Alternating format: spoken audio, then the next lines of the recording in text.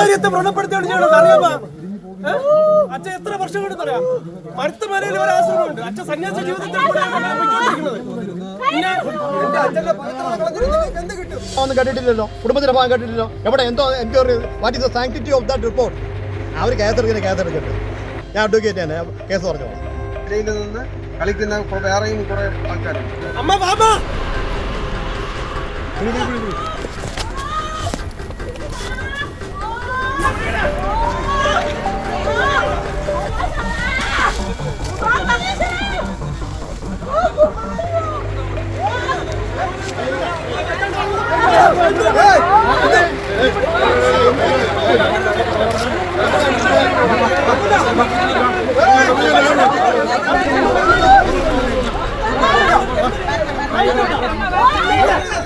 അതുപോലെ ഈ അച്ഛന്റെ സമാധി സ്ഥലം അവര് ഏറ്റവും പരമപവിത്രമായിട്ടും പുണ്യമായിട്ടും കാണുന്ന ഒരു സ്ഥലമാണ്.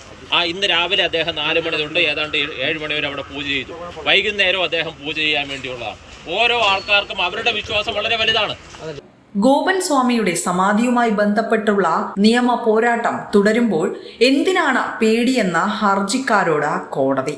ഹർജി അടുത്ത ആഴ്ചത്തേക്ക് മാറ്റിവെച്ചിരിക്കുകയാണ്. മരണ സർട്ടിഫിക്കറ്റ് ഇല്ല എങ്കിൽ അസ്വാഭാവിക മരണമായി കണക്കാക്കാം എന്ന വിലയിരുത്തലാണ് ഒടുവിൽ ഉണ്ടായത്. കല്ലറ തുറക്കുന്നത് അന്വേഷണത്തിന്റെ ഭാഗമാണെന്നും അതിന് പോലീസിന് അധികാരമുണ്ടെന്നും മരണം എങ്ങനെയെന്ന കുടുംബം വിശദീകരിക്കണമെന്നും മരണം അംഗീകരിച്ചത് ആര് തുടങ്ങി നിരവധി ചോദ്യങ്ങളാണ് ഹൈക്കോടതിയിൽ നിന്നും കുടുംബത്തിന് നേരെ എത്തിയിരിക്കുന്നത്.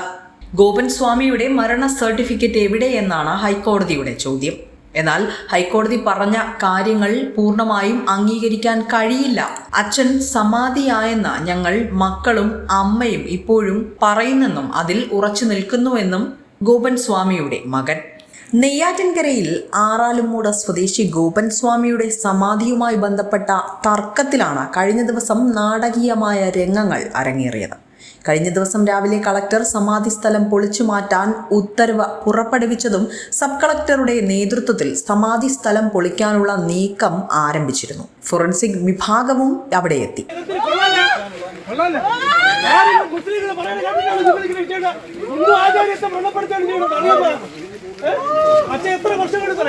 തുടർന്ന് ഗോപൻ സ്വാമിയുടെ ഭാര്യയും മക്കളും സമാധി സ്ഥലത്ത് പ്രതിഷേധവുമായി നിലയുറപ്പിക്കുകയാണുണ്ടായത്. ഗോപൻ സ്വാമിയുടെ കുടുംബത്തിന് പിന്തുണയുമായി വിവിധ ഹൈന്ദവ സംഘടനാ നേതാക്കളും നാട്ടുകാരും ശേഷം രംഗത്തെത്തി. ഇതോടെ സംഭവ സ്ഥലം പ്രതിഷേധ കളമായി മാറി. നേരില് അതിനുള്ളതായ നേതൃത്വം വെച്ച് സബ് കളക്ടറുടെ പേരില് നിയമ നടപടി എടുക്കണമെന്നാണ് ഞാൻ ആവശ്യപ്പെടുന്നത്.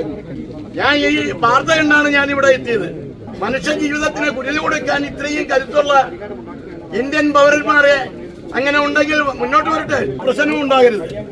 അതാണ് ഗവൺമെന്റും ഇതിന്റെ വന്ന ഉത്തരവ് ചെയ്ത കളക്ടറും അതുണ്ടാകണം. എന്നാൽ ഗോപൻ സ്വാമിയുടെ കുടുംബത്തിനെതിരെ ദുരൂഹതയുന്നയിച്ച് ആദ്യം മുതൽ നിൽക്കുന്ന നാട്ടുകാരിൽ ചിലർ ഇതോടെ ഒറ്റപ്പെട്ട നിലയിലാണ്. ഹൈന്ദവ സംഘടനകൾ പ്രതിഷേധം ശക്തമാക്കിയപ്പോൾ എതിർഭാഗത്തെ പ്രതിഷേധക്കാർ രാഷ്ട്രീയം മുതലെടുപ്പിന് ശ്രമിച്ചത് നേരിയ വാക്കേറ്റത്തിനും വഴിവെച്ചു. പ്രതിഷേധവുമായി നിലയുറപ്പിച്ച ഗോപൻ സ്വാമിയുടെ ഭാര്യയെ ഉൾപ്പെടെ പോലീസ് ബലം പ്രയോഗിച്ചാണ് കഴിഞ്ഞ ദിവസം സമാധി സ്ഥലത്തു നിന്നും മാറ്റിയത്. തുടർന്ന് സമാധി സ്ഥലം പൊളിക്കാനുള്ള നടപടി അധികൃതർ വീണ്ടും ആരംഭിച്ചിരുന്നു.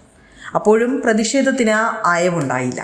തുടർന്ന് സമാധി കേസിൽ കല്ലറ ഇന്നലെ പൊളിക്കേണ്ട എന്ന തീരുമാനമെടുക്കുകയായിരുന്നു. സബ് കളക്ടറുടെ നേതൃത്വത്തിൽ നെയ്യാറ്റിൻകര പോലീസ് സ്റ്റേഷനിൽ നടന്ന ചർച്ചയിലാണ് തീരുമാനമായത്. ക്രമസമാധാന പ്രശ്നങ്ങൾ ഉണ്ടാകുമെന്ന വിലയിരുത്തലിനെ തുടർന്നാണ് അധികൃതർ ഈ നടപടിയെടുത്തത്.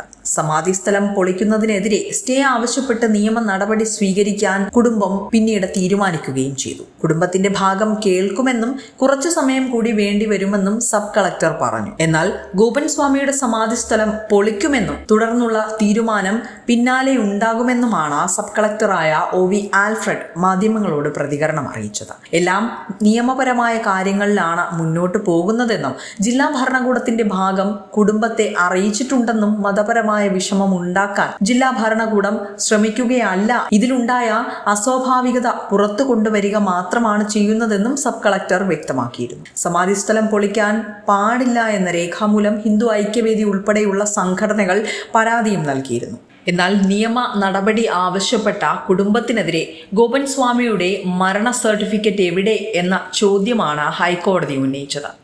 മാത്രമല്ല, ഗോപൻ സ്വാമിയുടെ കല്ലറ പൊളിക്കാനുള്ള RDO ഉത്തരവിന് സ്റ്റേ ഇല്ല എന്ന അറിയിപ്പും എത്തിയിട്ടുണ്ട്. സ്റ്റേ ചെയ്യണമെന്ന കുടുംബത്തിന്റെ ആവശ്യം ഹൈക്കോടതി ഇതോടെ തള്ളുകയാണ് ചെയ്തിരിക്കുന്നത്. മരണ സർട്ടിഫിക്കറ്റ് ഇല്ല എങ്കിൽ അസ്വാഭാവിക മരണമായി കണക്കാക്കാമെന്നും ഹൈക്കോടതി ചൂണ്ടിക്കാട്ടി. വിസ്മയ ന്യൂസ് ബ്യൂറോ, ബാലരാമപുരം.